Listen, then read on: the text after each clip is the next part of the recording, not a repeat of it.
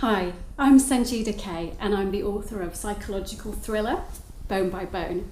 Bone by Bone is about a young mum called Laura who's just moved from London to Bristol, and she discovers that her 9-year-old daughter Autumn is being bullied.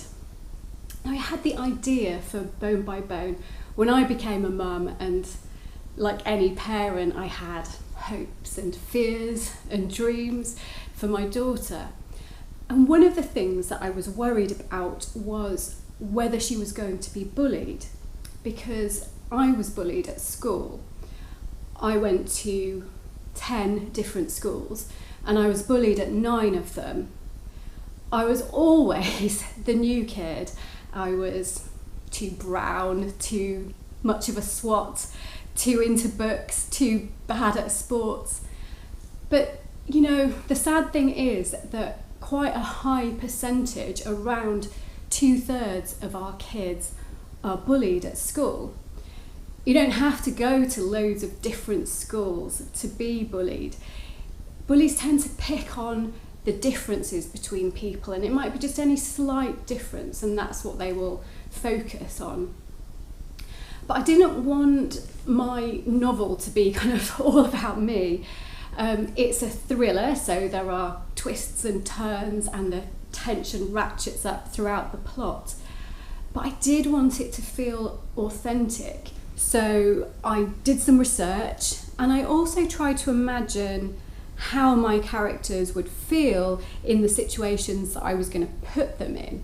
So I was using my own feelings from when I'd been bullied, but I was creating new situations and using my imagination to think what the characters might feel.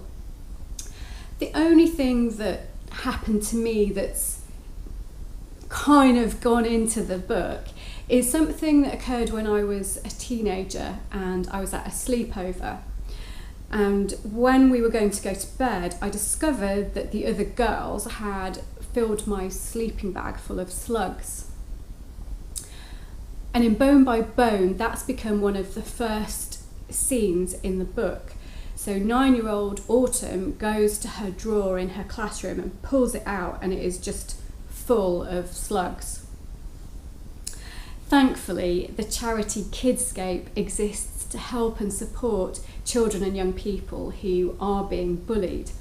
And with Kidscape's help, I've come up with 5 tips for children who are being the targets of bullies.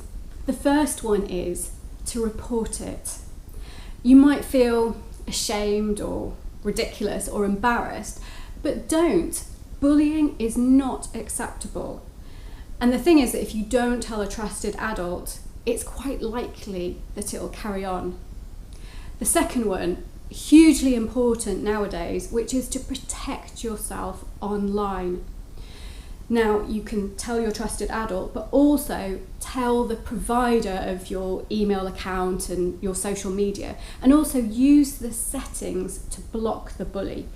Don't enter into dialogue with him or her, because that's just counterproductive. Number 3, remember that you are not to blame. You are extraordinary. You are perfect the way that you are. If you try and change, the bully will just find something else to pick on.